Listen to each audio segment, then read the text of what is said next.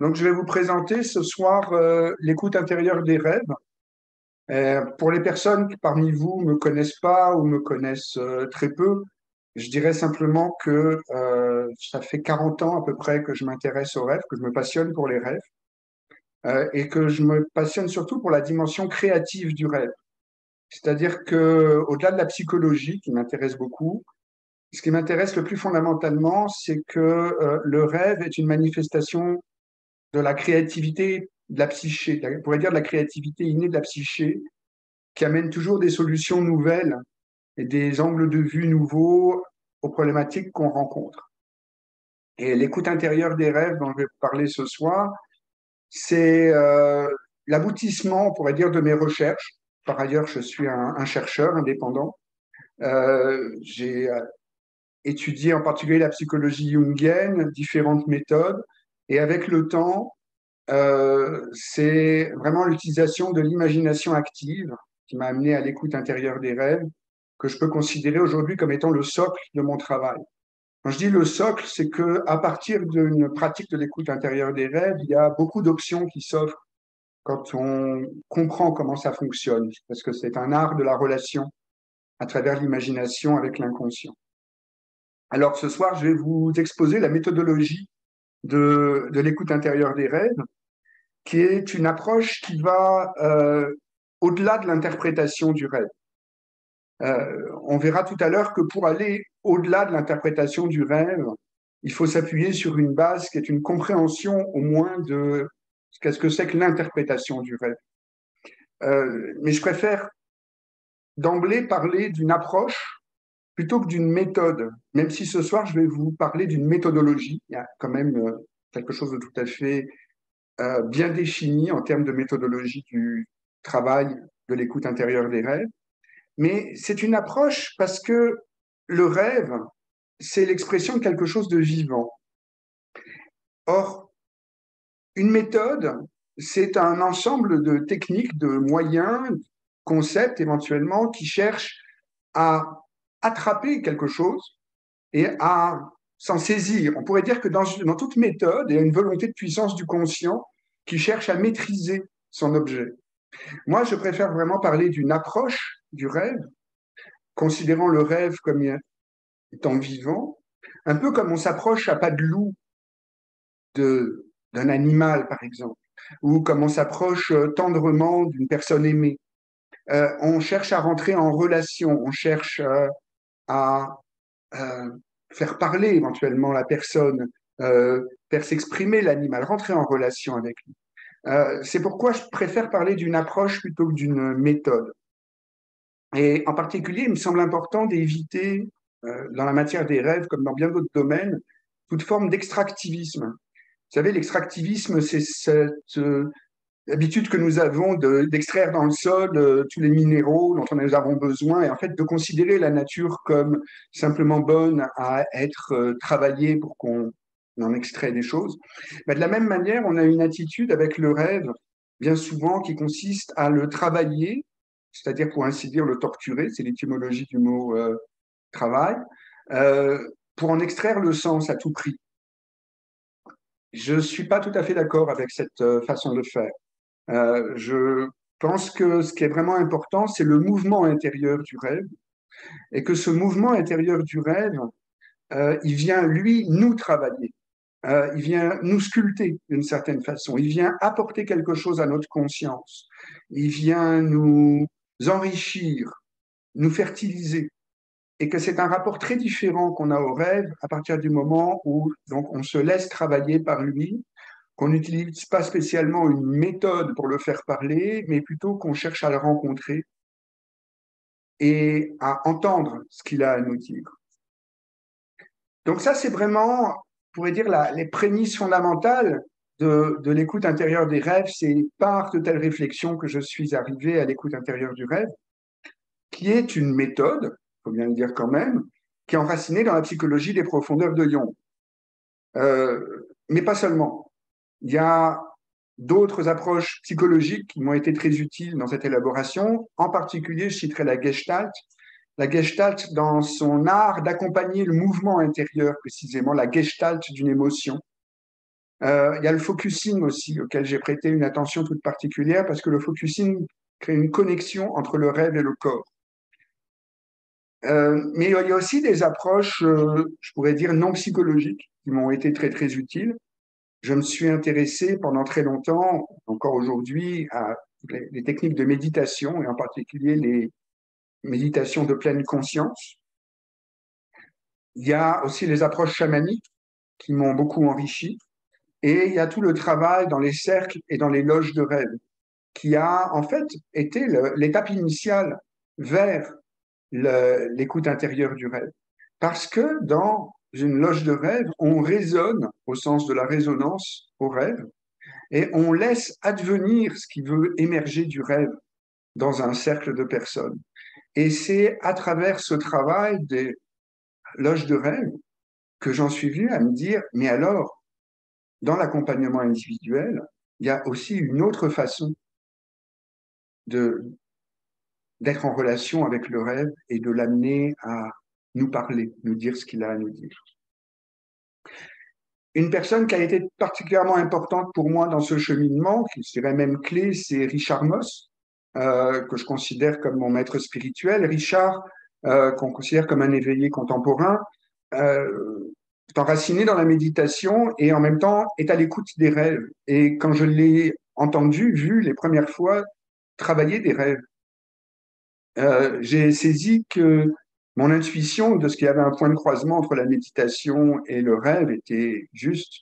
Et j'ai pu observer une attitude intérieure dans laquelle, au lieu de faire rentrer le rêve dans une théorie, quelle qu'elle soit, ou dans quelque méthode que ce soit, il y avait quelqu'un qui était comme une fenêtre ouverte à travers lequel le rêve pouvait se déployer. Donc, Richard Moss, euh, vraiment celui qui m'a ouvert les portes, qui m'ont conduit à l'écoute intérieure du rêve. Et la présence de Richard Moss dans tout ce que je vous dis me permet de situer aussi le fait que ce travail de l'écoute intérieure du rêve et le travail du rêve en général pour moi ne se réduit pas à la psychothérapie.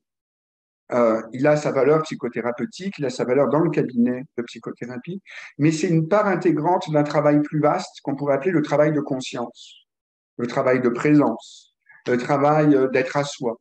On pourrait parler d'un travail spirituel, mais je me méfie un peu de ce terme qu'on oppose à matériel. Donc, je préfère parler d'un travail existentiel. Ça permet de rencontrer vraiment la nature profonde de notre existence, de nous relier à l'essence, on pourrait dire. Euh, c'est ça, ce serait le cadre large et général dans lequel j'inscris l'écoute intérieure du rêve. Mais pour revenir à Jung, juste comme un point de départ, euh, je voudrais souligner que depuis que Jung a élaboré sa propre approche des rêves, qui reste encore très fondamentale, il y a plus d'une cinquantaine de méthodes de travail avec les rêves qui ont été élaborées. Moi, je suis convaincu que si Jung était encore vivant, il se serait passionné pour ces méthodes qui sont autant d'approches très diverses par le corps, par l'émotion, par la créativité, par l'art, par exemple. Euh, Certaines autres méthodes interrogeant le rêve d'une façon systématique, la méthode de l'interview, 50 méthodes au moins différentes. J'en ai étudié un certain nombre. Euh, je les ai trouvées toutes passionnantes. En fait, je dirais que de mon point de vue, elles sont toutes valables.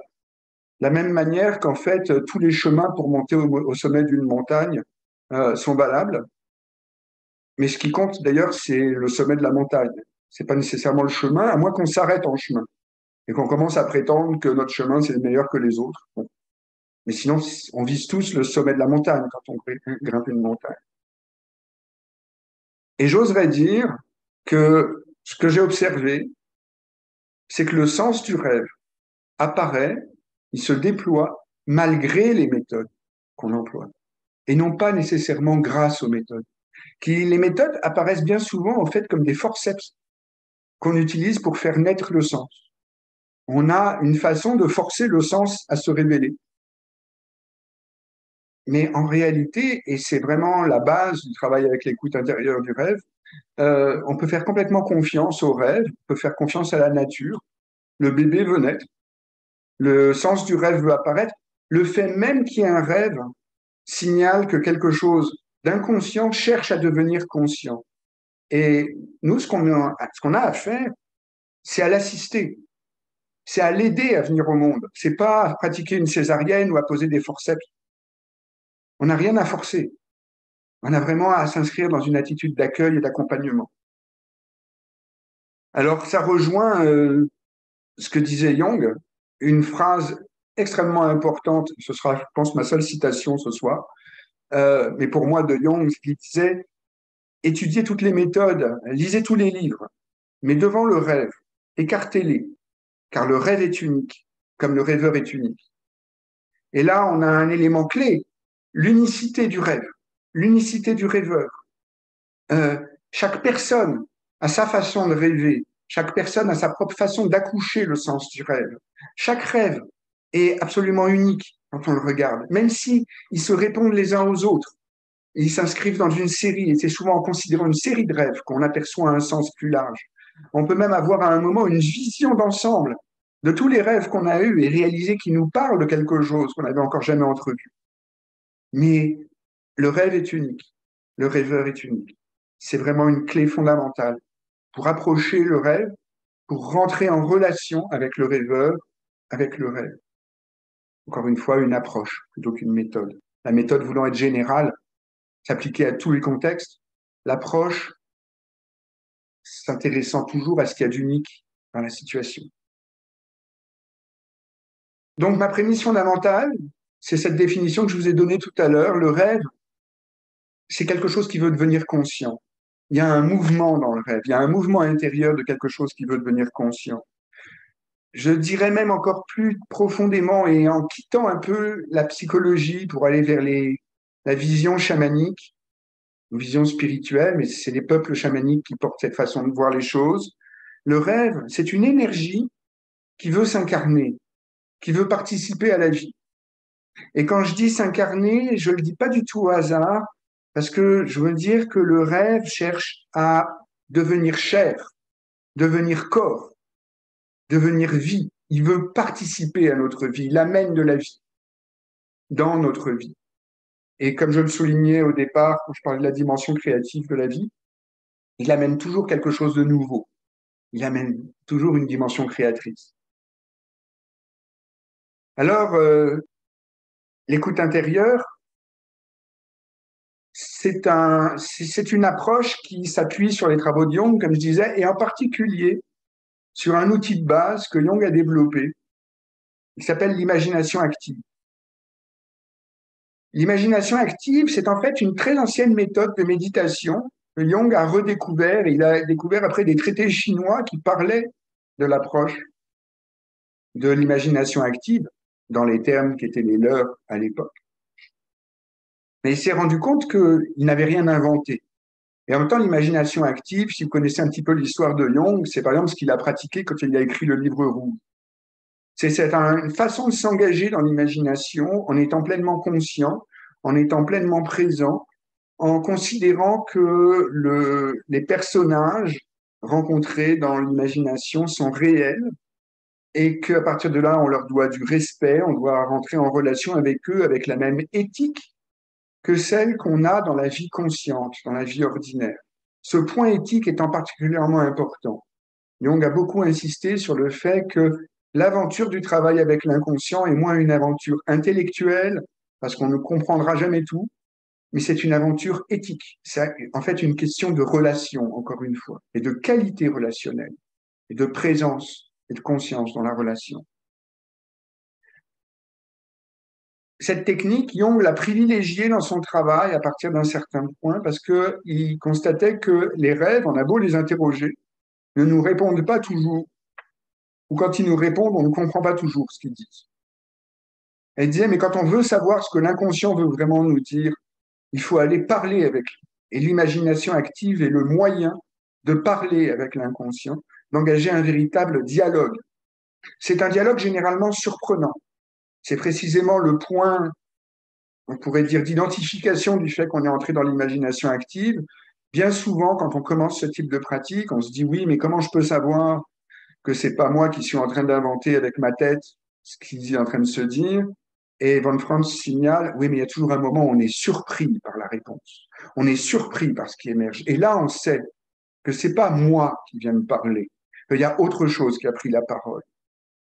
Donc, il y a toujours cet autre qui se manifeste dans l'imagination active. On est vraiment en relation, on est en dialogue.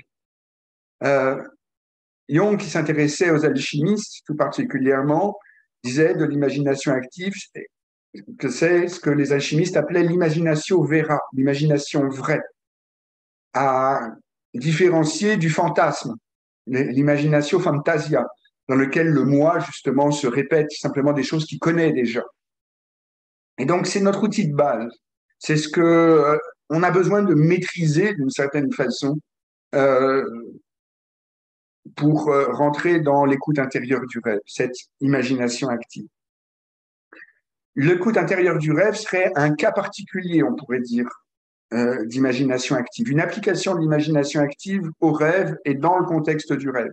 Mais encore une fois, l'imagination active, on peut l'utiliser bien plus largement et on peut entrer dans une écoute intérieure du symptôme, par exemple.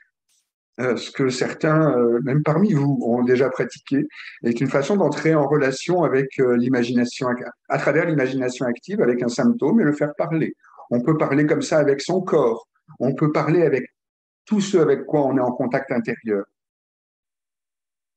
Le principe fondateur de l'écoute intérieure du rêve, c'est le revécu du rêve avec une attention au ressenti et aux images intérieures qui surviennent au fur et à mesure de ce revécu, en se permettant d'aller visiter toutes les portes qui s'ouvrent au fur et à mesure de ce revécu, donc peut-être des nouvelles scènes de rêve qui s'intercalent, des nouvelles pièces qui apparaissent dans la maison du rêve qu'on est en train de traverser, et en recherchant le dialogue avec les éléments qui sont rencontrés, et même entre ces différents éléments, en n'hésitant pas à aller ressentir ce que ressent un élément du rêve. Et quand je dis un élément du rêve, c'est non seulement des personnages, des protagonistes qui pourraient être là, humains, animaux, mais aussi des plantes, des objets inanimés. Parce qu'on aura une règle sur laquelle on reviendra tout à l'heure un petit peu rapidement, c'est que chaque élément du rêve a sa propre subjectivité. Il a sa propre conscience. C'est un sujet qui peut avoir quelque chose à dire, à manifester.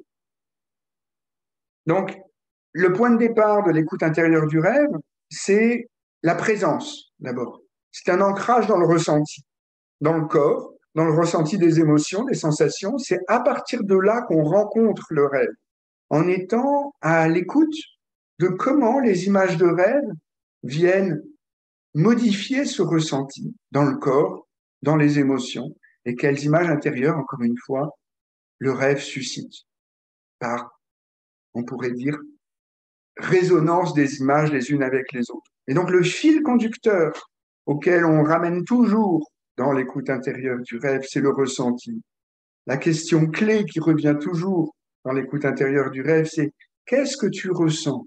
Qu'est-ce que tu ressens? Qu'est-ce qui se passe là? Et dans qu'est-ce qui se passe? Qu'est-ce que tu ressens dans ton corps, dans tes émotions? Et on peut faire sans arrêt des rappels. Ah, okay, comment il est ton corps? Comment elle est ta respiration? Ah, il y avait une tension à tel endroit. Comment elle est la tension? Est-ce qu'elle a bougé? Est-ce qu'elle a évolué? Ah, il y avait une boule dans la gorge. Où est-ce qu'elle est maintenant? Qu'est-ce qui s'est passé? On est à l'écoute et on suit ce genre de choses. C'est pas, j'ai pas inventé le fil à couper le beurre, hein, ni le bouton à quatre trous. Les analystes jungiens travaillent dans cette direction depuis un bon bout de temps. J'en citerai deux qui sont particulièrement importants pour moi. Il y a Marion Woodman, grande analyste torontoise, maintenant décédée, qui exigeait de ses analysants qu'ils fassent un travail dans le corps avant de venir en analyse avec elle, et qui interrogeait tout le temps le corps. Elle revenait tout le temps à mais qu'est-ce que le corps a à dire, euh, en considérant que le corps est un niveau d'expression de l'inconscient, et, ou comme le disait Jung, encore une petite citation quand même en passant, le corps c'est la partie visible de l'inconscient. Tout dépend de notre conscience du corps, ceci dit. Mais bon. Une autre personne qui a été importante pour moi, en fait, qui a apporté des éléments clés, c'est un analyste australien qui s'appelle Robert Bosnak, et qui a écrit un livre qui s'appelle Embodying Imagination, c'est-à-dire incarnant l'imagination. comment incarner l'imagination et qui décrit un processus de travail avec les rêves qui est très proche de l'écoute intérieure. C'est lui qui m'a fourni l'essentiel des clés que j'ai connectées avec quelques autres éléments sur lesquels je travaillais déjà. On pourrait dire, à partir de Marion Woodman, Robert Bosnak, Richard Moss, que le motto de l'écoute intérieure du rêve, c'est présence, écoute, écoute, présence. C'est essentiellement ça. C'est très simple, c'est très puissant, c'est très facile, et ça réclame quand même une formation pour apprendre à le faire. Encore qu'il y a des gens qui, une fois qu'ils l'ont expérimenté quelquefois, savent, simplement parce qu'ils ont déjà une bonne qualité de présence et d'écoute à eux-mêmes et d'écoute de l'autre. C'est vraiment les deux qualités, présence, écoute. Dernier point théorique que je vous exposerai avant de passer à un exemple. Euh, on dit bien souvent, tout ce qui fait partie d'un rêve, tous les éléments d'un rêve font partie de nous. C'est un leitmotiv qu'on retrouve souvent, on pourrait dire, un des lieux communs de la psychologie populaire du rêve. Et c'est pas faux, c'est même très vrai. Mais on n'en tire pas toutes les conséquences. En fait, ça veut dire quoi que ça fait partie de nous? Et ça veut dire précisément ce que dit Robert Bosnak, c'est que tous les éléments d'un rêve ont une subjectivité qui leur est propre, une certaine qualité d'énergie qui donne lieu à des ressentis, une posture corporelle, des sensations, une pensée, un point de vue sur les choses, sur la question qui est débattue, une voix qui cherche à s'exprimer, à se faire entendre. On pourrait dire d'une certaine façon que dans tout élément de rêve, il y a comme une personnalité ou une sous-personnalité faisant partie de nous qui cherche à rentrer en contact avec nous. Et le travail de Robert Bosnak dans Embodying Imagination le conduisait à dire qu'au fond, le rêve se déployait comme un écosystème de subjectivité et qu'il s'agissait de prendre conscience des différentes subjectivités puis de les aider à prendre conscience les unes des autres. Parce que souvent, ben, elles sont comme nous, elles sont isolées, elles croient qu'elles existent toutes seules. Et que quand nous prenons conscience de l'ensemble, de la dynamique de l'ensemble et qu'elles prennent conscience les unes des autres, eh ben, il y a une vision d'ensemble qui émerge et très souvent un effet de seuil avant l'émergence d'une conscience complètement différente de la question qu'on se posait. Une vision plus large, intégrale, on pourrait dire. Donc là, vous avez vraiment les prémices, on va dire, de l'écoute intérieure du rêve. Et pour vous illustrer euh, ce que je viens de vous dire, je vais vous partager un exemple. Cet exemple vient avec sa permission d'un homme qui, au moment où il a reçu ce rêve, posait de sérieuses questions sur son orientation. Il avait travaillé pendant une quinzaine d'années pour élaborer un certain nombre de choses et il regardait la suite en se demandant vraiment s'il avait envie de continuer, vers où aller, quoi faire. Et voilà le rêve qu'il a reçu. Il y a trois hommes, dont le rêveur, autour d'une table, sur laquelle il y a une théière fumante et trois tasses vides. La discussion, pour ainsi dire, est inexistante. En fait, les gars autour de la table regardent chacun dans une direction, ils ne prêtent pas vraiment attention à la présence des uns des autres. Survient tout d'un coup un taureau qui fait le tour de la table et qui s'arrête devant chacun des convives en raclant le sol du pied, en fumant un peu par les naseaux. Puis, après qu'il ait fait le tour des trois, il se secoue et il part en courant vers l'horizon. Le rêveur s'aperçoit à ce moment-là qu'il a un menu en main.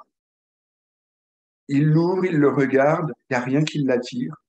Il le jette, pour ainsi dire, par-dessus son épaule. Fin du rêve. Mon rêveur arrive avec ce rêve en me disant je sens que c'est important, je sens qu'il répond à ma question sur l'orientation, mais je sais vraiment pas quoi en faire. Je peux quand même pas tout bazarder par-dessus mon épaule. Je fais quoi? J'évite, quand on va rentrer en écoute intérieure, euh, j'évite d'aller trop loin dans l'interprétation. Encore une fois, l'écoute intérieure n'est pas incompatible avec l'interprétation. Interprétation et au-delà de l'interprétation, ça s'articule bien ensemble. Mais bien souvent, et dans le cas de ce rêveur qui n'était pas particulièrement habitué à l'écoute intérieure du rêve, vaut mieux éviter de fournir des éléments d'interprétation avant de rentrer dans l'écoute intérieure pour pas orienter ce qui va se passer dans l'écoute intérieure. Je préviens dans ce cas-là le mental que je donnerai des éléments d'interprétation après l'écoute intérieure. Il donne son accord pour aller par ce chemin-là. Et rentrer en écoute intérieure, l'image que je propose dans ces cas-là, c'est qu'on va visiter la maison du rêve. Je propose de regarder le rêve comme une maison dans laquelle on va rentrer, qu'on va visiter avec différentes étapes, différentes pièces, et dont on va ressortir. Ça permet en fait de définir un espace clairement liminal d'entrée et de sortie de l'espace du rêve. Quand on travaille avec des rêveurs expérimentés, on n'est pas obligé de placer des choses aussi précises. On peut y aller beaucoup plus directement en proposant de rentrer directement en relation avec certains éléments du rêve. Mais la sécurité, quand on commence à travailler l'écoute intérieure du rêve avec quelqu'un, réclame de placer des bornes très précises d'entrer dans l'espace du rêve et de ressortir. Donc, la première étape de l'écoute intérieure du rêve, c'est tout simplement qu'on se retrouve devant la porte d'entrée de la maison du rêve. Et je demande dans ce cas-là à mon rêveur comment il se sent. Comment il se sent avant de rentrer dans le rêve. Comment elle est, cette porte. Qu'est-ce qu'il voit là. Qu'est-ce qu'il imagine. Et je me souviens plus précisément ce que m'avait répondu le rêveur. C'est pas très important. Mais c'est un moment de prise de contact avec le ressenti, d'attention à l'ancrage. Donc, on entend assez généralement, il peut y avoir des appréhensions, des attentes, ce genre de choses. Et puis, le rêveur pousse la porte, rentre dans le rêve et arrive dans la première pièce de la maison, c'est-à-dire la première scène du rêve. Ici, euh, autour de cette table, avec ces deux autres hommes, cette théière fumante, ces tasses. D'emblée, je ne le fais pas systématiquement, mais là, dans ce cas-là, ce que j'ai demandé, comme le rêve était relativement pauvre en détails, j'ai demandé un élargissement de la scène de rêve. Qu'est-ce qu'il y a autour? Elle est où cette table? Elle flotte dans le vide? Elle est dans une maison, dans un restaurant, dans un champ, au bord d'une falaise? Elle est où? À nouveau, la réponse du rêveur importe peu, mais on le situe. Et un des points que je demande aussi, c'est comment est la lumière, à quel moment du jour on est. On situe le rêve dans l'espace, dans le temps. Et ça aide à prendre conscience, d'abord ça vivifie l'imagination, puis ça aide à placer les éléments du rêve dans un ensemble plus vaste. En l'occurrence, je me souviens que le rêve se déroulait le soir. On n'était pas loin d'un soleil couchant. Ça indiquait, on peut penser sur le plan symbolique, qu'on était dans une fin de cycle. Mais dans ces cas-là, je ne commente pas le moins possible. Je prends simplement des notes pour pouvoir commenter après, éventuellement. Puis, interroge comment le rêveur se sent dans la scène de rêve ils viennent revisiter. Cette fois, non pas le ressenti qu'il pouvait avoir pendant le rêve, mais le ressenti qu'il a maintenant, en revenant dans le rêve, qui est éventuellement très différent de ce qui pouvait se passer. Et où là, il est la conscience qui revisite le rêve. Le ressenti, on prête attention à la conscience corporelle, on prête attention aux émotions, aux appréhensions qui surviennent, et puis on fait le tour des différents éléments. Donc, progressivement, j'ai amené le rêveur à entrer en relation avec les différents protagonistes. Comment est le moi du rêveur dans le rêve? Comment sont les deux autres personnages? Et on ne s'arrête pas là. La table, la théière, les tasses, qu'est-ce que ça lui inspire tout ça? Après avoir exploré qu'est-ce que c'est d'être en relation, de voir ces différents éléments, une autre question peut se poser, de façon plus ou moins systématique, c'est qu'est-ce que ça fait d'être ces différents personnages? Qu'est-ce que ça fait d'être une théière fumante sur une table entourée par trois hommes qui se regardent pas et qui parlent pas vraiment? Qu'est-ce que ça fait d'être une tasse vide? Ce qui est très intéressant dans ce cas-là, c'est particulièrement quand il s'agit de visiter des personnages de cet ordre-là, comme les hommes qui sont autour de la table, c'est qu'il y a vraiment des ressentis qui sont différents à chaque personnage. Et ça va jusqu'aux postures corporelles. En l'occurrence, il y en avait un qui était comme avec la jambe prête à décoller, partir en courant. Il y en avait un autre qui avait les poings serrés. Et il y avait le rêveur qui était un peu perdu, à se demander ce qu'il faisait là. Ce qui correspondait très bien à la situation qu'il vivait dans la vie consciente. Et c'est un des éléments qu'on recherche à travers l'écoute intérieure. On va faire éventuellement des allers-retours vers la vie consciente à travers les associations que le rêveur peut amener, mais aussi à travers le ressenti, parce qu'on cherche où est-ce que dans la vie diurne, le rêveur se sent comme dans le rêve. Et ça établit des liens, même si ce ne sont pas des liens logiques, c'est des liens par le ressenti. Et puis, qu'est-ce que c'est d'être la théière? La théière qui fume. Oh, ça a suscité quelque chose, je me souviens, chez mon rêveur, parce que tout d'un coup, cette fumée, c'était un peu comme la fumée des naseaux du taureau. La théière était impatiente. Pourquoi on ne la servait pas? Et les tasses, ben, elles étaient vides.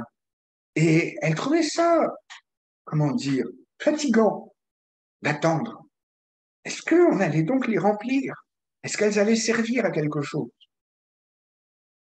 C'est le moment où le taureau a surgi. Et là, c'est super intéressant. C'est comme si on passait dans une autre pièce du rêve. Et dans cette autre pièce du rêve, il y a un nouvel élément qui vient d'apparaître. Donc, tout de suite, la question se pose. C'est quoi le ressenti? Comment le ressenti a-t-il été modifié par l'apparition du taureau? Ça déclenche une peur, ça déclenche ce qui va se passer, euh, une certaine excitation, je me souviens, même le rêve. Et là, on peut rentrer encore plus loin. Qu'est-ce que c'est d'être le taureau? On touche à un élément particulier là. C'est Robert Bosnack d'ailleurs qui le souligne très très bien. C'est que le taureau représente une énergie archétypale. Et là où on est porté à penser, c'est en moi, c'est dans ma psyché, mais quand on se trouve face à des énergies archétypales, on peut se demander si c'est pas nous qui sommes dedans. Et au fond, on peut rentrer vraiment dans une immersion dans l'énergie du taureau. Qu'est-ce que c'est que d'être un taureau? Qu'est-ce qu'il veut, ce taureau? Pourquoi il est là? Il est impatient, lui aussi, justement. C'est ce que m'a dit le rêveur. Et il tourne autour. Il aimerait qu'il se passe quelque chose. Il vient les provoquer. Je fais une parenthèse. Robert Bosnack, quand il expose cet aspect, nous dit comment c'est important de rentrer dans le ressenti du, du rêve. Et il en donne un exemple tout à fait amusant, où il parle d'un rêve où il y a un ours qui est rentré dans un hôpital. Et quand il a interrogé un certain nombre de rêveurs qui travaillaient ce rêve en écoute intérieure, enfin, personnes qui travaillaient ce rêve en imagination, ils ont tous commencé par dire, je pense que l'ours cherche quelque chose, je pense que cet ours n'est pas méchant, je pense que... Et Robert s'est mis un peu en colère, visiblement, c'est ce qu'il raconte. Il a dit, je ne vous demande pas ce que vous pensez, je vous demande ce que vous ressentez en tant qu'ours dans un hôpital. Et là, ça a tout complètement changé de tonalité. Et quand ils sont rentrés dans la peau de l'ours, ils ont été unanimes. L'ours, il cherche la sortie le plus vite possible. Il est dans un hôpital, c'est un environnement complètement étranger qui sent mauvais du point de vue de l'ours. Il se demande bien par où il va pouvoir sortir. C'est complètement autre chose et on le sent qu'on est en contact avec le ressenti, qu'on n'est pas dans je pense que, on est dans la présence de l'ours tout d'un coup, puis on a les poils qui se hérissent un peu là, parce que s'il cherche la sortie, il pourrait vraiment se la frayer la sortie. Là, on a un peu la même chose avec le taureau. Le taureau, c'est une énergie bien plus forte que l'être humain. On rentre dans cette énergie, elle communique quelque chose, elle communique une force brute. Et là, elle renacle devant chacun des rêveurs et ça venait vraiment dire, tu fais quoi? Tu vas te mettre en mouvement? Il avait cette énergie de taureau qui cherchait à se communiquer. Et puis le taureau part en courant vers l'horizon. Et ça, qu'est-ce que ça fait? Qu'est-ce que c'est d'être un taureau qui court vers l'horizon? Oh là, le rêveur, il a... Voilà, tout d'un coup, l'image de l'espace. de l'horizon, ça s'ouvre, je peux partir. C'est comme si tout d'un coup, là où il se croyait enfermé, il y avait une énergie qui disait, mais regarde, il est toujours possible de partir et de foutre le camp vers l'horizon. On rapatrie les sensations, les émotions, on touche à tout ça, on cherche le lien avec la vie diurne, où c'est qu'il se sent enfermé, où c'est qu'il aurait besoin de pouvoir courir vers l'horizon. Qu'est-ce qui se passe quand il regarde son menu? Ah ouais, il connaît tous les plats. Ça l'intéresse pas, il a déjà mangé ces choses-là.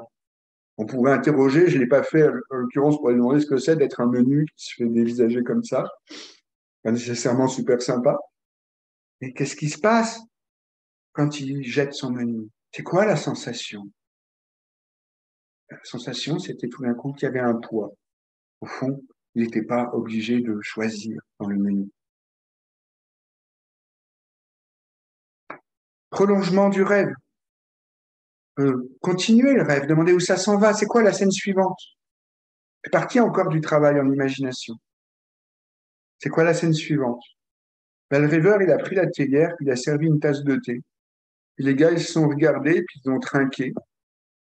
Ils ont bu leur tasse de thé. Et puis, le rêveur est parti marcher vers l'horizon. C'est ce que l'imagination dictait au rêveur à ce moment-là. C'était à peu près complet. On avait traversé à peu près la maison du rêve. Il restait à en ressortir. Alors, l'astuce que j'utilise, c'est que généralement, on ressort pas par la même porte qu'on est rentré. On a traversé la maison et on ressort par un autre côté. Donc, c'est quoi la porte? Comment elle est? Qu'est-ce qui se passe quand on ouvre la porte? Et assez généralement, je demande, c'est quoi la première image qui te vient quand tu as franchi la porte? C'est quoi le prochain pas? Et il y a une image qui vient parler de comment le rêve continue à s'intégrer. Et tout ça, c'est juste un travail à travers l'imagination. Il n'y a aucun élément d'interprétation qui est fourni au fur et à mesure. Évidemment, on interroge, mais comment tu te sens? Comment ça va? Oh, généralement, c'est pas à la même place que quand on est rentré dans le rêve. Hein. Ça a bougé, hein. Ça a changé. Puis c'est le moment où on peut commencer à discuter. Et comme moi, j'ai pris des notes, très généralement, c'est venu complètement enrichir l'interprétation et l'analyse que je peux proposer. Des fois, c'est venu l'éclairer. Des fois, j'étais devant le rêve sans savoir ce que je pouvais dire. Des fois, c'est venu complètement bousculer mon interprétation parce que ça a amené un angle complètement différent de celui que je pensais. Mais l'interprétation, à ce moment-là, a de la valeur parce qu'elle est incorporée, on pourrait dire. Elle s'incarne très directement à travers les images de l'imagination. Donc, j'insiste, l'écoute intérieure n'empêche pas l'interprétation, l'analyse du rêve, elle l'enrichit. C'est la première chose. La deuxième, c'est que vraiment dans ce principe-là, on ne cherche pas à diriger le mouvement d'imagination, on fait que poser des questions et on laisse aller. Je vous ai pas mentionné un cas plus complexe où tout d'un coup un autre personnage serait apparu dans le rêve qu'on n'avait absolument pas prévu. Ça peut tout à fait arriver. Qu'une nouvelle pièce s'ouvre et qu'on aille la visiter. Tout l'art est dans ce cas-là de revenir au rêve. C'est le rêve qui nous sert de fil conducteur. Donc, heureusement, on a ce fil conducteur avec le ressenti, le rêve, qui permet toujours à un moment de dire, bon, ça va, c'est complet dans la discussion avec ce personnage. Est-ce que vous êtes d'accord tous les deux pour continuer? Et puis, on obtient assez généralement cet accord et on continue. Donc, on fait confiance, ce qui implique qu'on est en coopération avec l'inconscient qui veut devenir conscient. Et j'ajouterais que là, je vous ai présenté l'écoute intérieure du rêve au long cours et dans son ensemble, voilà, dans sa forme longue, on pourrait dire. Et en fait, on peut utiliser l'écoute intérieure du rêve en tout ou en partie. On peut prendre simplement une image de rêve, une image saillante, et puis interroger. Comment tu te sens avec cette image? Qu'est-ce que c'est d'être ce personnage? Qu'est-ce qu'il pense? Et si tu dialoguais avec lui? C'est tout l'art de l'imagination active qui permet de rentrer, sortir de l'imagination, ramener, tisser à travers ça. Rapidement, parce que je vois l'heure qui tourne, euh, Il y a des objections qui ont été émises par des analystes à cette méthode de travail, l'imagination active. Elles sont de deux ordres et elles sont intéressantes.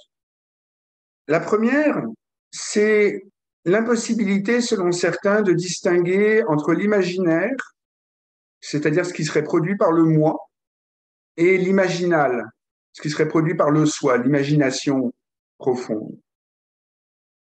C'est bien, de mon point de vue, c'est déplorable que des analystes jungiens tiennent ce genre de discours parce que ça montre qu'ils n'ont pas expérimenté l'imagination active et qu'ils ne sont pas jungiens, je dirais, jusqu'au bout. Ils ne sont pas allés dans la partie la plus avancée du travail de Jung.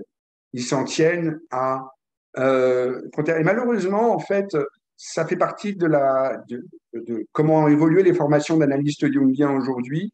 On aborde l'imagination active, mais souvent de façon théorique, et elle est maintenant très rarement utilisée en cabinet. Parce que c'est un outil qui réclame un certain doigté, une expérience de l'imagination active. En tout cas, quand on l'a expérimenté, on sait, ce que je vous ai dit au début, que l'imagination active nous surprend toujours.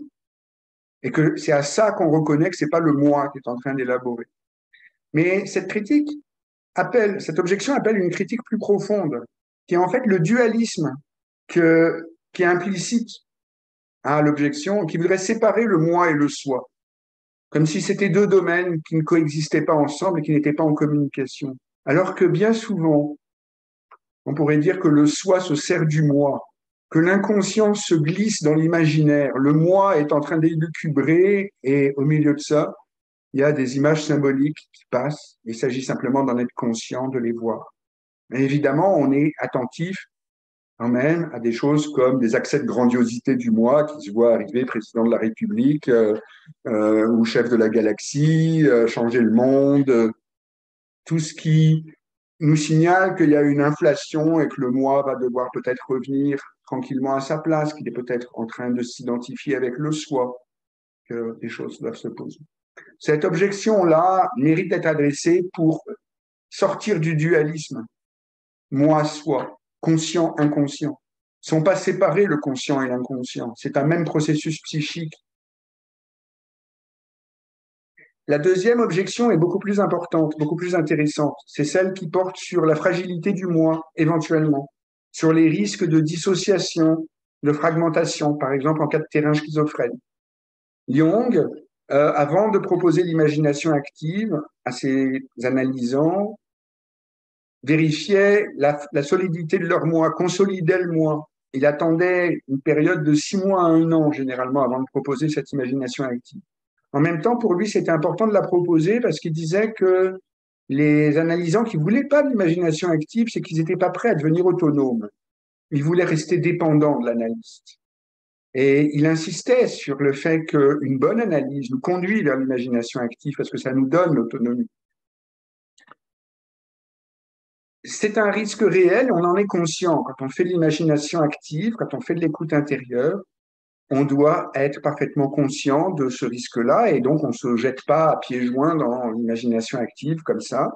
On doit offrir un contenant solide à l'imagination active. C'est un cadre clair. C'est un cadre symbolique aussi.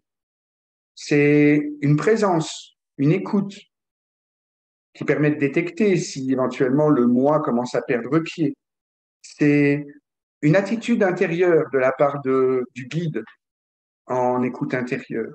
Une attitude intérieure qui crée précisément ce container en étant dans une relation respectueuse avec l'inconscient. Il y a une vigilance toujours requise qui passe par une attention aux images et aux rêves. S'il y a un danger, on peut compter sur les rêves pour nous le signaler. On peut vraiment faire attention à tout ce que disent les rêves et comment ils signalent les limites. En fait, très généralement, avec l'écoute intérieure, quand on commence le travail avec quelqu'un en écoute intérieure, on y va doucement, on rentre dans cet espace-là, on offre un cadre, on voit comment ça se déroule. Parce qu'on peut tout rencontrer en imagination, mais pas n'importe comment. Et surtout, le point clé, le point essentiel, et ça, Jung l'avait aperçu, mais il ne l'avait pas théorisé complètement, c'est justement Marion Woodman, Bosnak, qui l'ont théorisé beaucoup plus clairement. c'est l'ancrage dans le corps, c'est l'ancrage dans les sensations qui permet d'éviter les risques de fragmentation. On donne une prise de terre à l'inconscient par l'ancrage dans le ressenti. C'est l'antidote à toute déréalisation. Je préciserai que l'écoute des rêves, l'écoute des symboles, l'écoute des mythes a aussi pour fonction de tisser un filet pour les personnalités qui sont borderline, qui sont à risque de, de se fragmenter. Von Franz insiste sur ça. Elle a accompagné des gens qui étaient quasiment psychotiques. Et elle dit, mais en certain nombre de semaines, de mois d'écoute des rêves, et donc c'est là que l'interprétation des rêves peut rentrer en jeu avant d'aller plus profondément dans l'écoute intérieure, ça a tissé un filet qui consolide le moi et qui consolide la relation à l'inconscient. Très rapidement, on a quelques règles d'or. Tout ce qui est rencontré en imagination est considéré comme étant réel et respecté comme tel. C'est un point d'éthique. L'éthique étant liée à la relation. On respecte. C'est vivant. Ça fait partie de notre vie psychique. Ça réclame du respect. On peut toujours choisir la distance juste pour rentrer en relation avec quelque chose qui serait difficile. Donc, si quelque chose est difficile, on a beau être dans la maison du rêve peut se dilater et on peut l'observer depuis la planète Mars avec un télescope, s'il faut, si c'est la distance correcte. On respecte toujours cette distance de sécurité. On peut toujours faire appel à des ressources aidantes, aimantes. On est devant une difficulté, un blocage, quelque chose qui ne va pas. Qu'est-ce qui pourrait venir aider? Chaque rêveur a ses propres ressources. On peut même en suggérer, la suggestion étant une façon d'entrer en relation active avec l'inconscient, amener quelque chose, mais on a toujours la possibilité d'appeler des ressources. Finalement, l'inconscient nous reflète notre attitude envers lui. Donc, si l'inconscient se montre menaçant, hostile, on peut prendre du recul, chercher la distance juste et s'interroger. Où est mon hostilité envers ce que l'inconscient est en train de me faire? Comment je peux prendre la responsabilité de ce qui est en train de se passer? Ce sont des règles de base. Il y en a quelques autres autour de l'imagination active. Il faut l'expérimenter. Quand on l'expérimente, on s'aperçoit que c'est complètement naturel. Et qu'à partir du moment où justement on respecte cette dimension de réalité et en même temps de présence des ressources, de distance juste, euh, c'est un monde dans lequel on peut se déplacer avec aisance. En conclusion de ma présentation, je vous dirais que donc vous aurez sans doute compris qu'on s'intéresse au rêve comme énergie transformante en l'écoute intérieure du rêve.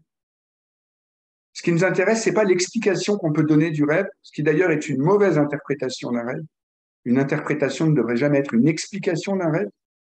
Bon, ça ne devrait jamais être tu rêves ceci parce que cela. Une interprétation, c'est les musiciens qui savent le mieux ce que c'est.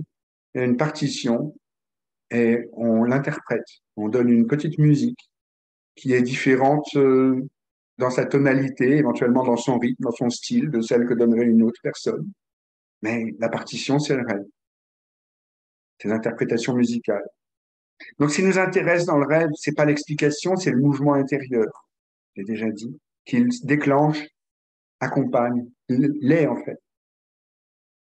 J'ajouterais que l'écoute intérieure du rêve, c'est une porte de sortie des modèles psychologiques réducteurs.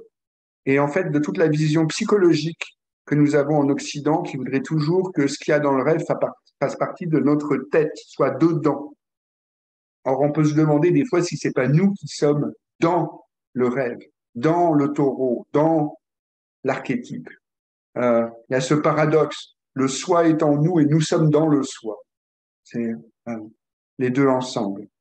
Donc, c'est une porte de sortie des modèles réducteurs de la psyché, des modèles psychologiques.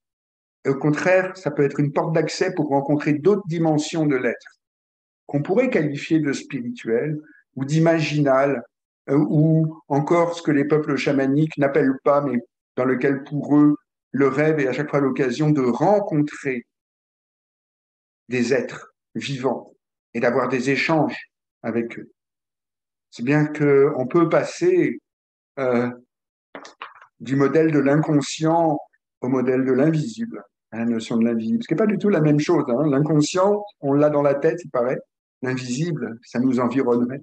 Et pourtant, l'inconscient collectif, il est où dans tout ça? Voilà. C'est que des concepts, hein, des petites cuillères pour essayer d'attraper les choses, mais c'est important. La dernière chose que je dirais euh, sur l'écoute intérieure ce soir dans ma présentation, c'est que je revendique outre d'être sur la ligne de crête entre la psychologie et des approches non psychologiques, je dirais que l'écoute intérieure des rêves, c'est une approche poétique, qui est ni spirituelle, ni psychologique, un peu des deux, tout ensemble, s'il vous plaît, mais poétique au sens originel du mot poiesis, création. C'est-à-dire qu'en fait, dans l'écoute intérieure du rêve, on ne s'attache pas à savoir c'est quoi la vérité du rêve, on ne le sait pas, mais on rentre dans un travail de création avec le rêve, on laisse le rêve nous créer. C'est évoque le libre-jeu des images intérieures et des métaphores. Les métaphoros en grec, ce qui nous emmène plus loin que ce qu'on connaît, ça nous emmène vers le nouveau. Donc voilà, en ayant un petit peu dépassé mon timing, évidemment, ce que je pouvais dire de l'écoute intérieure du rêve. Et il y a quelqu'un qui a accepté parmi vous de témoigner un petit peu du travail avec l'écoute intérieure du rêve. Donc Antoine, t'es toujours dispo, tu es toujours OK pour parler un petit peu de ce que l'écoute intérieure t'a apporté? Oui, bien sûr, bien sûr.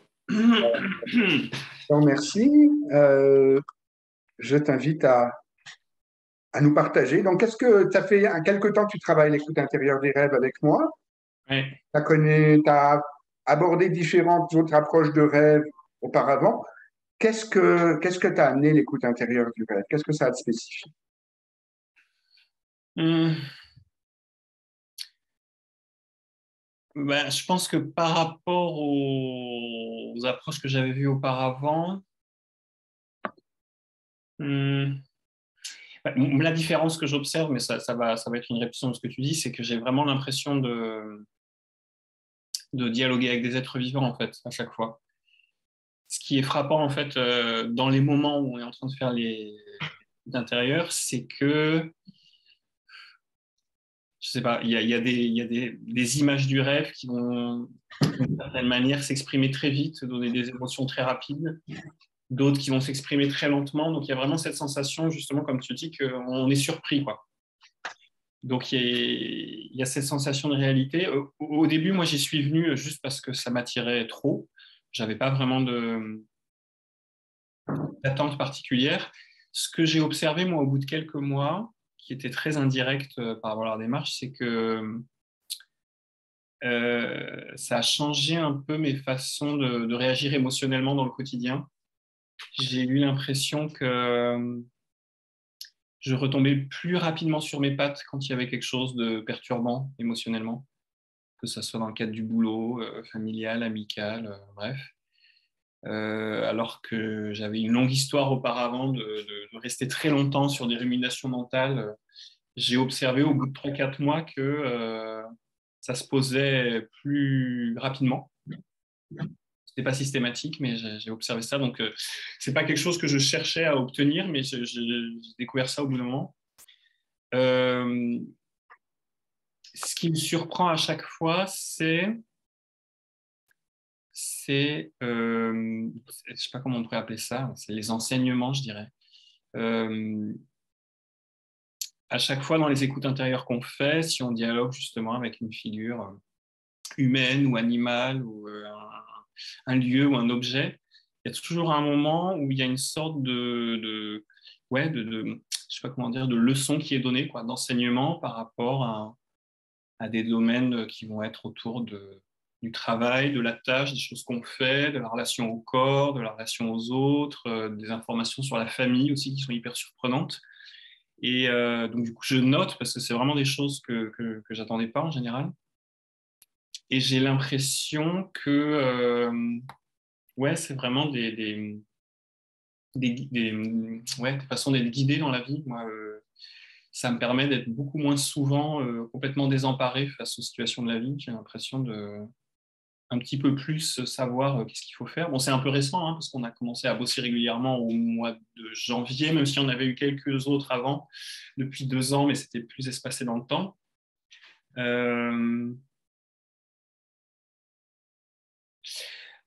Après, ce qui me frappe, c'est la sensation de facilité, ouais, d'aisance, de facilité. J'ai l'impression que c'est un outil qui est vraiment très juste par rapport au rêve et à la psyché. Parce que moi, dès la première fois qu'on a fait cet exercice-là, j'ai trouvé que c'était facile, en fait. Alors que si par exemple je prends l'outil d'essayer de me dire, bon, alors je prends ce rêve, je vais essayer de repérer où est l'anima, où est l'ombre, machin, je galère un peu, c'est pas évident quoi. Là en fait, à partir du moment où on a trouvé la bonne attitude, ben, voilà, il suffit de laisser les choses se déployer et je trouve qu'il y a une facilité et une aisance à faire les choses. Après, moi dans ce que tu dis, je retrouvais l'idée que parfois il y a comment dire, il y a des déploiements qui me font peur, il y a des situations qui sont proposées dans l'écoute intérieure où je sens que non, là, je ne me sens pas prêt à y aller. Et puis voilà, quelquefois, un mois ou deux après, c'est reproposé, puis là, j'ose y aller. Euh... Mais oui, c'est étonnant, il y a cette sensation de facilité. Voilà, je ne sais pas si j'ai fait le tour à peu près, je pense qu'il y aurait beaucoup de choses à dire, mais Merci, merci. ça fait plaisir. Ouais, c'était vraiment précieux pour moi d'avoir un témoignage, justement, quelqu'un qui le...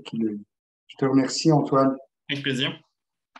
Avant de passer un petit peu la parole à Marianne, qui m'a rejoint, je veux répondre rapidement à une question qu'a posée, si je ne me trompe pas, c'est Alain, demande les différentes parties du rêve sont-elles si tant des parties de nous, ne sont-elles pas différents points de vue de l'autre, celui, celle qui nous rêve?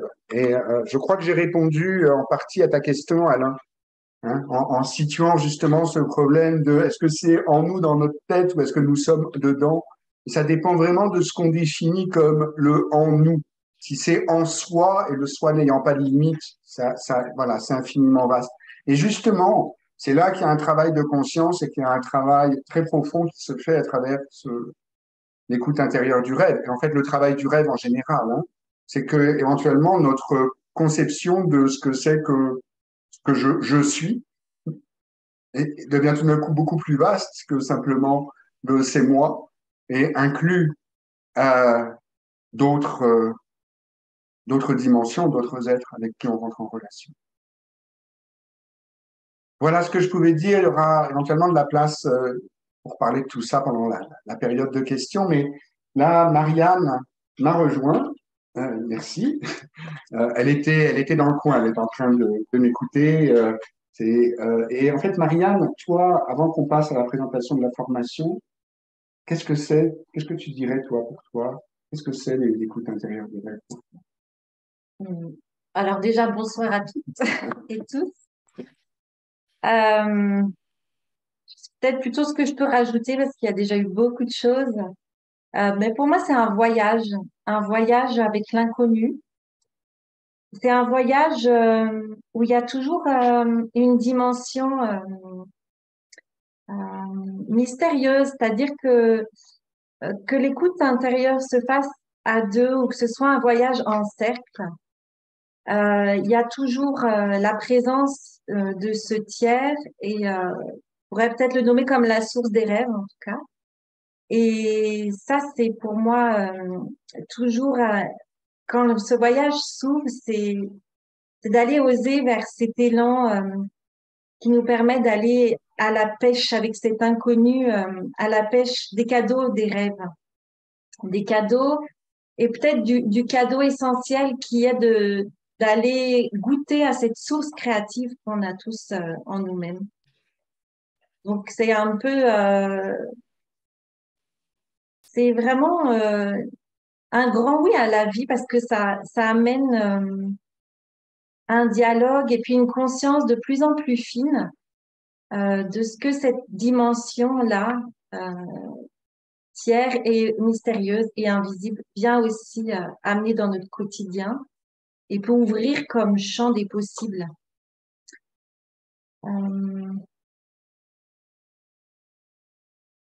Ouais, je crois que c'est assez complet pour moi ce soir. Merci.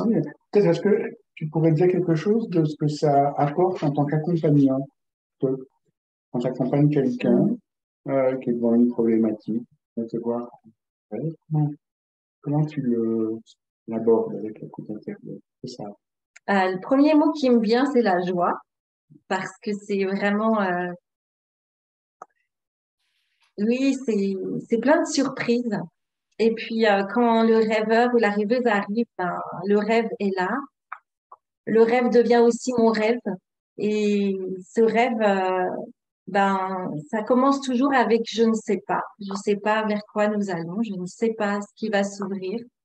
Et c'est une plongée dans l'accueil profond aussi de ces zones qu'on a du mal à aller rencontrer.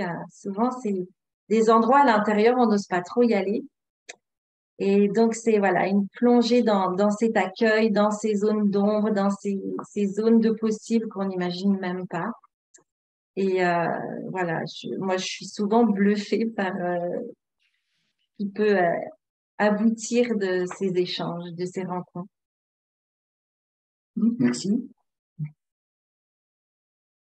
Je vais reprendre la parole. C'est moi le bavard des bien souvent. En fait, c'est que Marianne va aussi supporter le travail avec d'autres outils.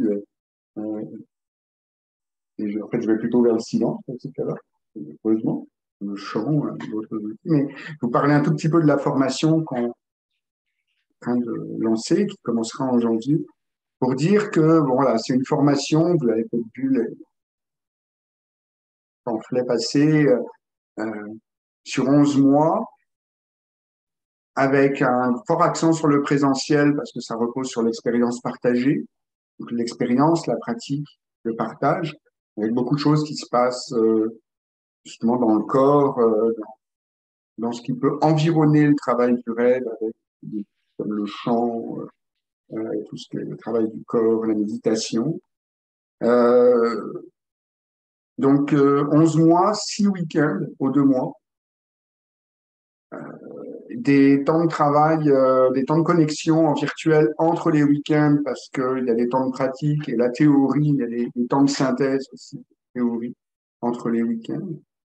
Disons quand même qu'en 11 mois, ça réclame une certaine intensité. C'est une formation qui a une certaine intensité, qui réclame un certain effort, un engagement.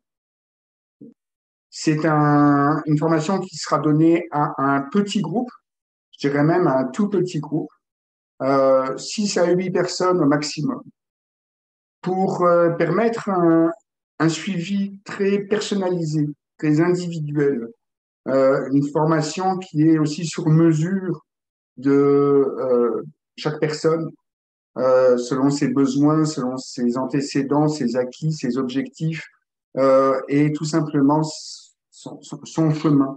C'est au service de son chemin. C'est évidemment une formation qui amènera nécessairement un chemin de transformation. C'est une formation qui va amener, par exemple, quand il sera question de rencontrer l'ombre, de parler de l'ombre de ce cher Jung, parce qu'on explorera un peu les territoires de la psychologie des profondeurs, nous ne manipulera pas l'ombre à travers des concepts. L'ombre sera présente, j'en suis sûr. Et chaque personne recevra un enseignement de son ombre directement. Et ainsi de suite. Ce sont de toute façon des réalités vivantes qui sont trop heureuses de se mêler un peu du travail. Si on les invite pas, de toute façon, c'est comme la fée Carabosse. Hein, elles se pointent à la fête. J'ai pris pour partie de toujours les inviter avant le mariage, c'est mieux.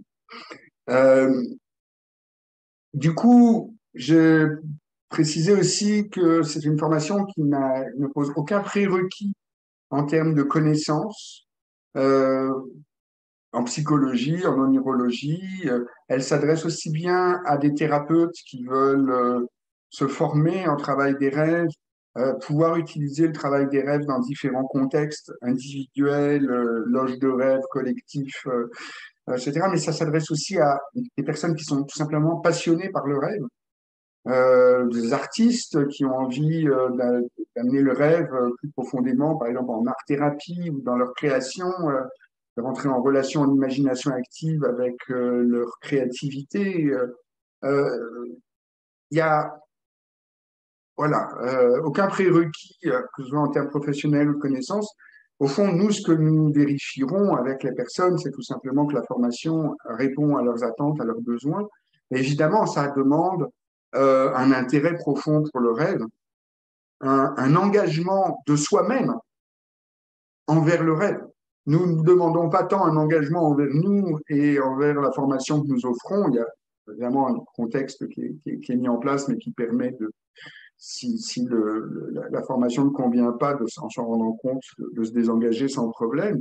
Mais ça réclame un engagement envers soi-même, envers le rêve.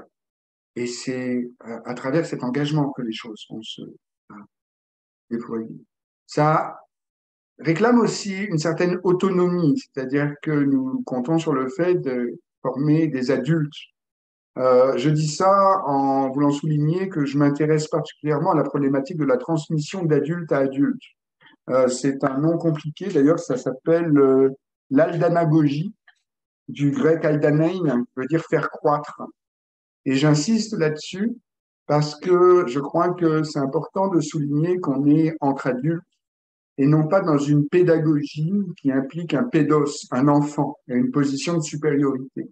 Bien souvent, quand il y a pédagogie, il y a quelqu'un qui sait et qui est en hauteur pendant que d'autres sont en bas et se comportent comme des enfants. Là, on s'engage dans un travail de transmission d'adulte à adulte. Et j'en parlais avec une collègue, interprète de rêve, qui se pose comme moi le problème de la transmission et qui disait, c'est très difficile de transmettre l'essentiel qui est au cœur du travail de rêve. Parce que finalement, c'est très simple. C'est une question d'attitude intérieure. C'est une question de saisir c'est quoi la relation juste de l'intérieur à tout ça. Donc, c'est ça le challenge. Et cependant, donc, il y a on pourrait dire une stratégie pédagogique qui repose sur l'idée que pour aller au-delà de l'interprétation des rêves, il faut acquérir les bases de l'interprétation des rêves, de la relation à l'inconscient. Il faut bien connaître l'interprétation sans nécessairement en être un expert. Donc, les 3 premiers modules de la formation, les 3 premiers week-ends, les 6 premiers mois, sont consacrés à intégrer les bases de la relation à l'inconscient, du travail symbolique, des éléments de base de l'interprétation, de la cartographie de l'inconscient par la psychologie des profondeurs, avec de la pratique, avec même un exercice pratique qui est que nous évaluons d'une certaine façon. Ce n'est pas que nous l'évaluons, parce qu'en fait, toute la formation repose sur une auto-évaluation, mais sur lequel on fait vraiment un retour particulièrement fin à l'étudiant, à l'étudiante, pour l'aider à voir comment il peut améliorer son processus. Puis les 2 modules suivants sont consacrés à l'approfondissement de l'écoute intérieure du rêve, qui aura déjà été abordé en fait dans les modules précédents, mais là, elles sont vraiment consacrées, concentrées sur l'écoute intérieure. Là aussi, il y a un travail qui sera demandé à l'étudiant, à l'étudiante pour exercer son talent. Enfin, de toute façon, les étudiants s'exerceront entre eux, c'est vraiment fondé sur la pratique dans une grande mesure. Et un dernier week-end d'élargissement, de synthèse, de conclusion, qui emmènera plus loin vers des choses aussi mystérieuses que les constellations de rêve. Quand ce sont d'autres personnes qui, par exemple, se mettent à incarner les éléments d'un rêve et leur donnent voix, et qu'on se rend compte que l'inconscient collectif est capable de se mettre à parler comme ça à travers différentes personnes. Voilà l'essentiel de ce que je peux dire sur la formation en l'état actuel. Si vous êtes intéressé, on a un document de formation dans lequel vous retrouverez les objectifs pédagogiques, une longue liste d'une quinzaine d'items. Je préfère vous épargner pour ce soir. L'essentiel, c'est bien ce que je vous ai dit. 3 week-ends pour l'interprétation des rêves, 2 week-ends, 2e étage de la fusée, l'écoute intérieure du rêve en tant que tel, et puis la capsule spatiale qui s'en va vers les étoiles, l'élargissement, tout est possible à partir de là. Parce qu'encore une fois, nous comptons sur le fait avéré à chaque fois que j'ai donné ce type de travail, ce type de formation, de stage, que les personnes qui viendront à la formation, euh, elles auront quelque chose qui, à l'intérieur d'elles-mêmes, cherche à prendre forme à travers la formation. Et pour nous, il ne s'agit pas de formater des gens, il s'agit de partager et d'aider en même temps, dans la même logique que l'écoute intérieure des rêves, d'aider chaque personne à donner forme à ce qui est en elle et qui veut prendre forme à travers ce projet.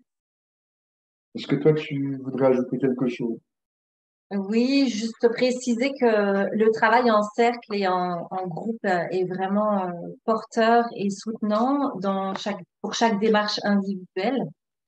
Et aussi, ce travail d'expérimentation en groupe et avec des supports qui soient artistiques, qui soient relation au corps, les méditations, il y a voilà différentes expériences qui pourront euh, mettre en lien vraiment le corps et tout ce travail avec les rêves ensemble. Et voilà, ces différentes approches vont vraiment nourrir chaque processus. Oui, merci, c'est des points importants. Je préciserai que géographiquement, ça se situe en Haute-Savoie, les rencontres en présentiel, en France donc. J'ai déjà reçu, je le dis, parce que peut-être qu'il y a parmi vous des personnes qui seront dans ce questionnement-là, des demandes en forme de oui, mais moi je suis trop loin, je peux pas me déplacer pour venir faire la formation. Est-ce qu'il est possible d'avoir la formation à distance? Je suis obligé de dire non, ce sera pas la formation en tant que telle, parce que vraiment la dimension justement de partage ensemble est très importante et fondatrice.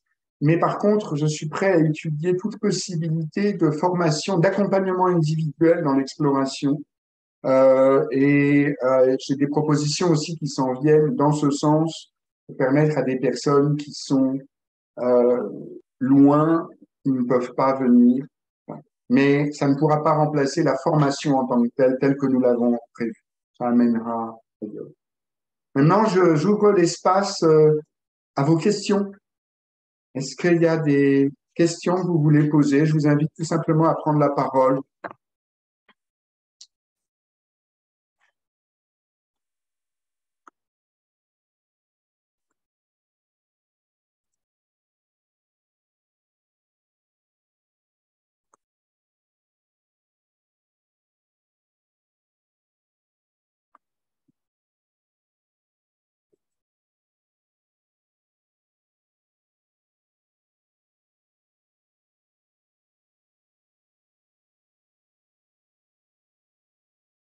Ok, alors je vais poser une question. Moi, je me demandais, au niveau du corps, justement, au niveau des chants, de ce que j'ai entendu, du travail complémentaire de Marianne notamment. Et donc, comment ça s'introduit en fait? C'est quoi l'entrée? C'est quoi la sortie peut-être? Je sais pas. Comment ça s'introduit dans ce travail? Euh, alors, ça peut être proposé pour démarrer la journée, par exemple, pour préparer le corps à être réceptif à ce qui va être amené par les rêves. C'est parfois aussi ce qui fait suite au rêve, c'est-à-dire que le rêve et son déploiement amène à la création. Souvent, parfois c'est nous qui proposons, des fois c'est les personnes du cercle qui disent ah mais le rêve il appelle à faire cette danse-là, donc paf, on finit le rêve avec cette danse-là. Et c'est très créatif et spontané. Donc voilà, ça s'introduit comme ça. Je sais pas si tu as d'autres. Oui, moi j'ajouterais que justement dans les loges de rêve, ma champ d'exploration depuis que je suis revenu en France il y a 5 ans, j'ai été très surpris en donnant des loges de rêve de voir émerger justement des propositions de chants à l'issue du déploiement d'un rêve, comme ça à travers des collaborations des personnes qui étaient présentes dans le cercle, et de me rendre compte que le fait, par exemple, d'offrir une douche sonore au rêveur ou à la rêveuse après qu'elle ait déployé son rêve, de passer par une construction sonore, emmener encore plus loin dans l'intégration du rêve et dans j'en ai fait l'expérience moi-même à travers un rêve que j'amenais dans plusieurs loges de rêve, parce que quand j'anime des loges de rêve, je propose aussi mes rêves, c'est une façon d'être dans le cercle au même niveau. Et j'avais un rêve comme ça dans lequel il était question d'un vaisseau spatial et de partir en vaisseau spatial. Je faisais ma valise en fait pour partir. Et j'ai entendu plusieurs interprétations. Mon mentor de rêve m'a donné une interprétation. J'ai entendu pas mal de résonances verbales dans les loges de rêve. Et c'est le jour où j'ai reçu une douche sonore après l'avoir déployée dans une loge et où là, le son m'a fait voyager. Et tout d'un coup, j'étais dans le vaisseau et tout d'un coup, j'étais en voyage. Et finalement, le vaisseau s'est posé ailleurs. Et dans mon imagination, cet ailleurs, c'est précisé. Et je n'ai plus jamais éprouvé le besoin de partager ce rêve à nouveau, d'interroger à nouveau qu'est-ce qu'il pouvait bien signifier. C'est comme s'il avait fait son travail en tant qu'énergie. Donc, c'est un adjuvant, le chant, le corps, toutes les techniques qu'on va utiliser sont des adjuvants à la façon d'intégrer le rêve dans le corps, dans le vécu, sans passer par l'intellect. Et juste pour compléter, ça permet aussi en fait, comme le rêve est une énergie vivante quand on le remet comme ça en déploiement. Le fait après de passer par le chant et notamment dans les transitions entre deux rêves, ça permet vraiment que cette charge énergétique qui s'est déployée aussi dans le rêve, elle puisse retrouver une juste place à l'intérieur pour pouvoir à nouveau accueillir ou voir aussi faire une pause, une relaxation et avant de pouvoir continuer le travail. Donc, c'est aussi vraiment des outils qui accompagnent vraiment les flux énergétiques et ce qui peut se déployer à ce niveau-là. Pour donner un exemple de ce que tu viens de dire, je me souviens d'un stage où organisé avec une association de chants spontanés. Donc le rêve et le chant spontané se rencontraient et nous avions déployé un cauchemar extrêmement difficile qui se terminait sur une image vraiment délicate où en fait la rêveuse était en haut d'une tour et elle pouvait quelque part pas reculer et en même temps comme il y a une charge d'angoisse qui est restée. On ne pouvait pas passer décemment à un autre rêve. On aurait pu, ce qu'on aurait fait en temps habituel, c'est le moment où on aurait fait la pause et où chacun serait allé parler en prenant un thé, décharger un peu la tension nerveuse qui s'était installée, dissiper cette énergie, mais on ne serait pas sorti du malaise. On a chanté. Quand, à la fin du chant, il y a un silence qui s'est installé, qui a duré 20 ou 30 secondes. Puis il y a quelqu'un qui a dit, bon, ben, je crois qu'on est prêt pour le prochain rêve. Et c'était vrai. Ok, merci. C'est très clair pour moi. Oui, oui, Antonella, volontiers. Je voulais dire quelque chose à propos du taureau. Parce que j'ai fait aussi un rêve de taureau, plusieurs rêves d'ailleurs, que je n'ai pas eu le temps de t'en parler. Le taureau revient. Et d'abord, une chose, ce que tu as dit, c'est-à-dire le symbole du taureau est peut-être un peu le même pour tout. Enfin, on imagine que ce soit le même pour tout le monde, mais en réalité, ce que j'ai vécu, parce que je l'ai vécu et senti, dans ce travail avec toi d'accompagnement et d'intuition profonde, c'est qu'effectivement, la partie de taureau en moi, elle joue comme les femmes de Crète qui montent sur le dos du taureau, quoi. Donc, ce n'est pas la même interprétation, si on parle d'interprétation, que du rêve du rêve que tu as évoqué tout à l'heure. Donc, ce n'est pas que la force brute, c'est aussi quelque chose avec laquelle on peut jouer. Donc, ça change à chaque fois. Et c'est quelque chose pour moi qui invite, comme tu dis, à la danse, à la joie, à quelque chose qui me concerne moi spécifiquement, parce que c'est une force de vie qui n'est pas uniquement brute. Voilà. Donc, pour moi, c'est important de dire ça, de témoigner ça, parce que ça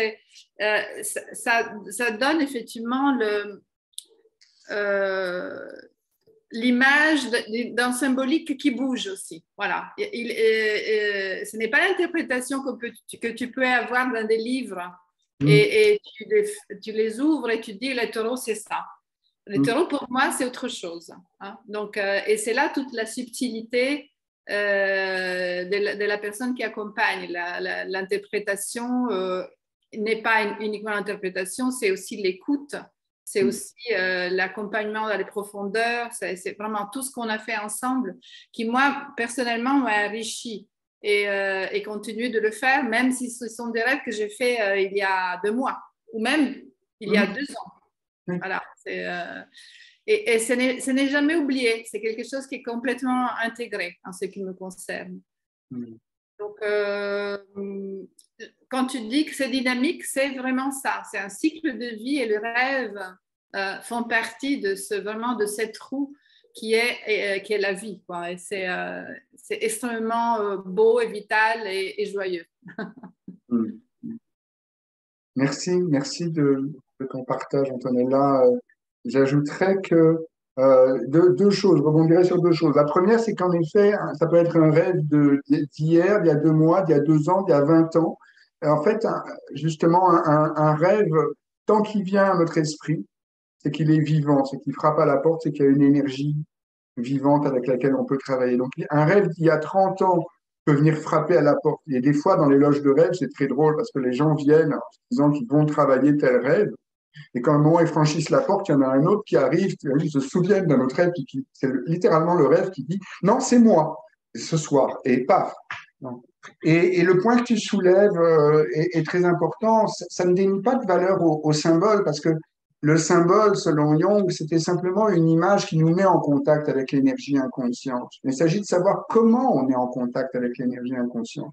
Si on se sert du symbole d'une façon réductrice pour dire « Ah, finalement, le taureau, ce n'est qu'une force brute, ce n'est que… » On tue le symbole d'une certaine façon, on le met en cage, on évite de rencontrer l'énergie. On peut tomber aussi dans ce piège-là quand on veut mythologiser à outrance le symbole. Je dis à outrance. Non, et on va dire, ah, le taureau, mais c'est l'animal de Dionysos, c'est une énergie dionysiaque, c'est l'extase qui se cherche. Oh, oui, mais wow. Et c'est pour ça que si on revient vers le fait que l'image est vivante, qu'est-ce que tu ressens? Qu'est-ce qui se passe? Et elle va communiquer ce qu'elle vient amener à la personne. Et ça ne la réduit pas. On ne pourra pas dire pour autant, ah ben voilà, le taureau, c'est toujours ça et ce n'est jamais que ça. Parce que le taureau, ce jour-là, dans tel rêve, il vient communiquer ça. Tel autre jour, dans tel autre rêve, il vient communiquer ça. Voilà. Et c'est cet art d'être en relation avec, oui, du vivant. Et cette vie, c'est la nôtre. Parce que ce n'est pas simplement la vie des images, mais les images, elles vivent en nous. Et encore une citation de Jung, très courte. Jung dit à un moment, la psyché est image. Point. Et en fait, il énonce quelque chose d'énorme. Il dit, sous la pensée, sous tout ça, il y a un flot d'images. Et ce sont des images qui vivent. Elles participent à notre vie, c'est notre vie psychique.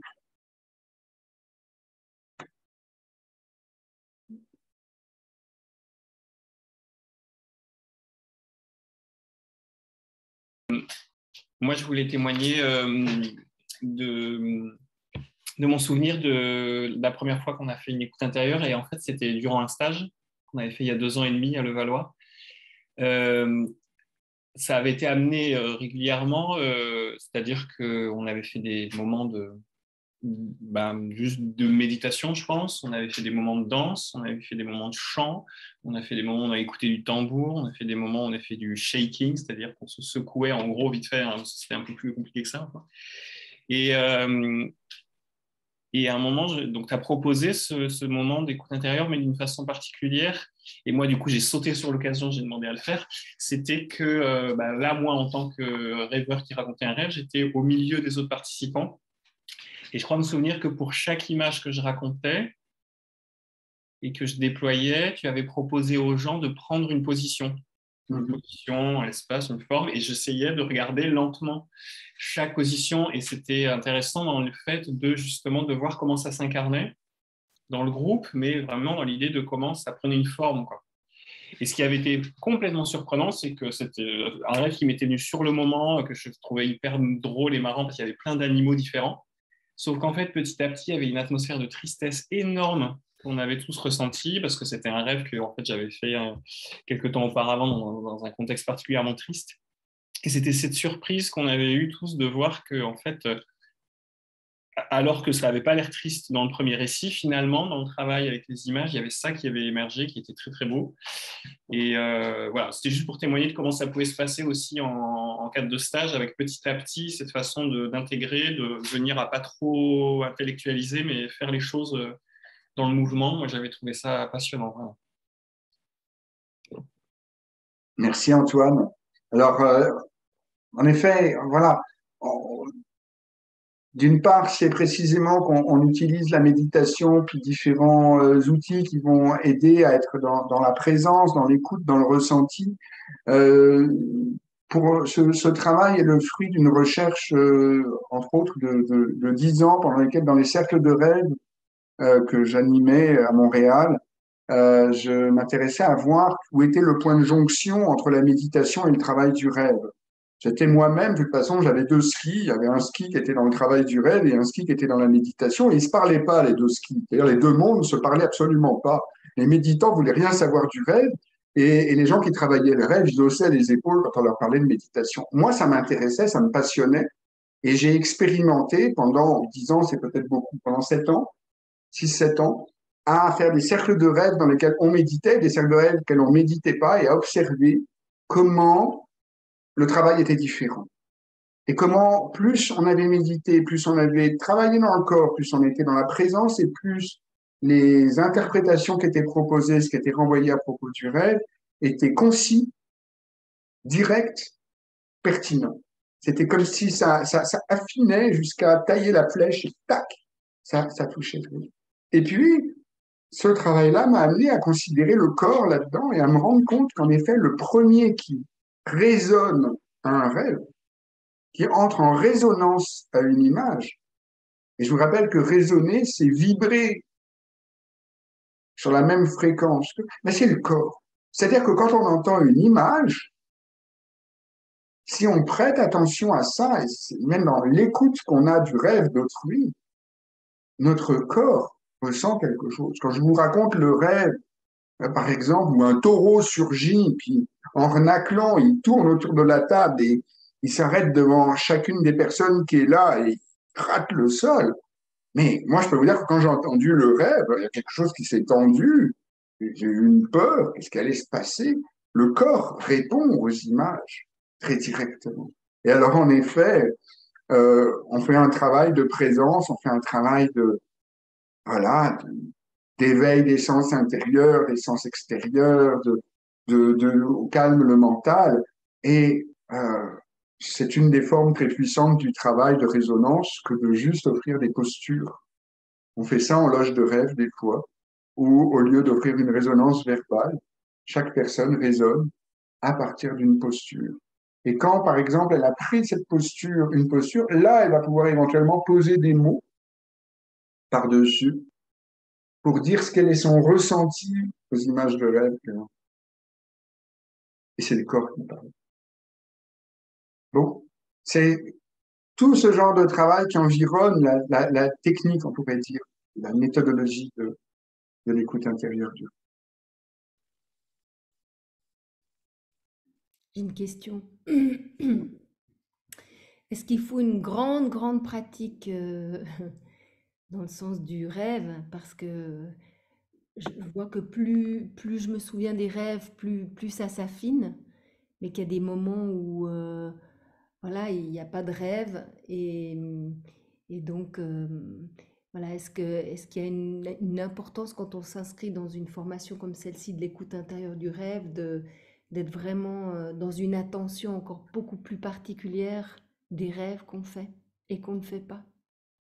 Alors, oui, en fait, il y a vraiment une recommandation à prêter attention à ses propres rêves, à y être attentive, à noter, capter les moindres images de rêve, comment on se sent au réveil, euh, cette attention-là, et c'est à travers cet engagement-là dans le rêve et dans le travail avec le rêve que la formation va se déployer.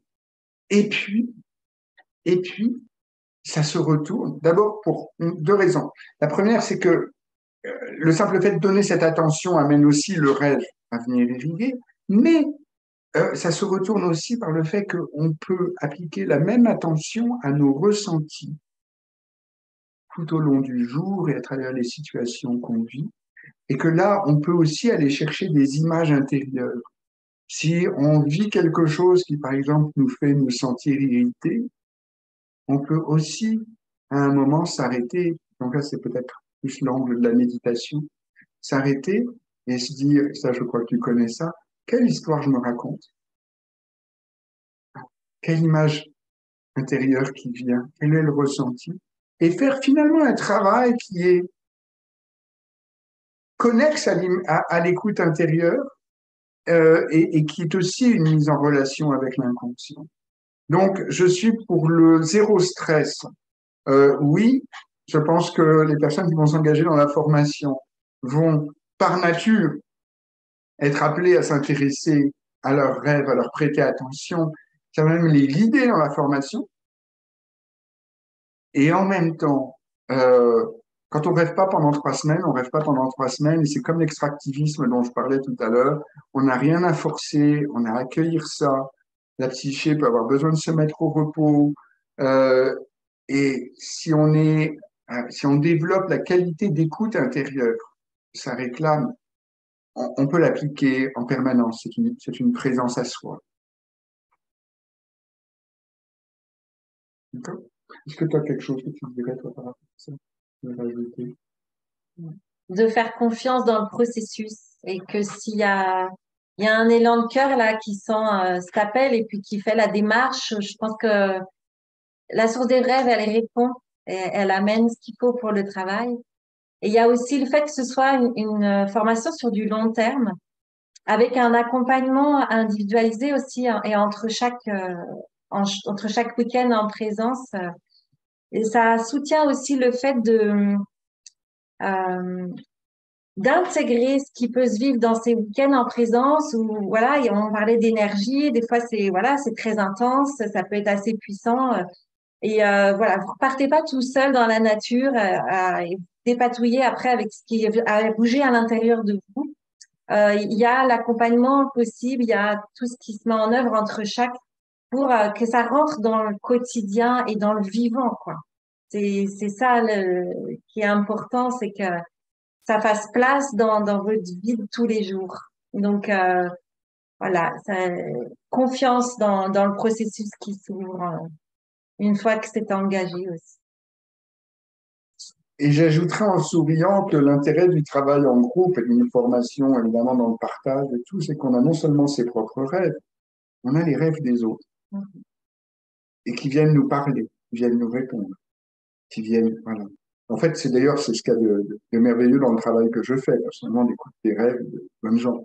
J'ai mes propres questions existentielles, j'ai les questions des autres, et j'ai mes propres rêves et les rêves des autres. Et combien de fois j'entends des choses dans les rêves d'autres personnes qui viennent me parler et me communiquer une information. Donc, voilà, on peut vraiment compter sur une espèce d'alchimie du rêve comme ça, qui est un peu au-delà.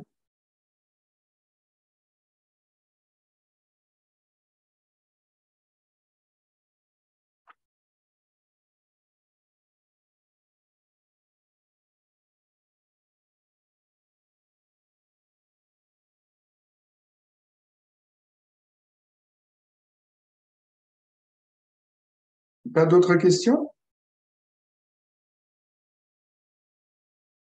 De toute façon, nous nous restons joignables, en particulier au email voix-du-rêve@gmail.com, mon email que vous connaissez.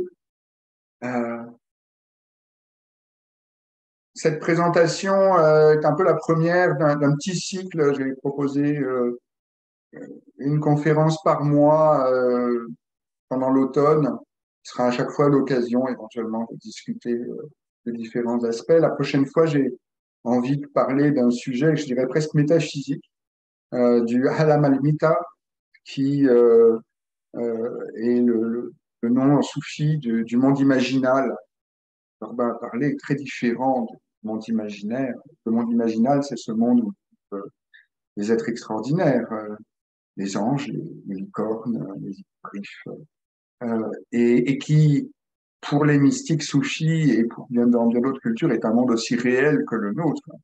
Un monde intermédiaire avec les hautes sphères de l'intelligence. Et j'ai été fasciné de découvrir, à travers de mon travail de recherche, à quel point les anciens mystiques soufis, entre autres, utilisaient le rêve, appréhendaient le rêve comme une voie d'accès à ce monde. Et à quel point ça rejoint ce que peuvent dire aujourd'hui des anthropologues qui travaillent avec les peuples premiers, des Premières Nations, et qui se rendent compte qu'ils ont une relation au rêve complètement différente de la nôtre. Encore une fois, une relation vivante. Donc, c'est de ça dont je vous parlerai dans un mois à peu près, le 18 octobre. Et je vous souhaite donc une excellente fin de soirée, puis je vous remercie. Bonne soirée à vous tous. Merci à vous deux. Merci. Bonne soirée. Merci, bonne soirée. Merci. Merci.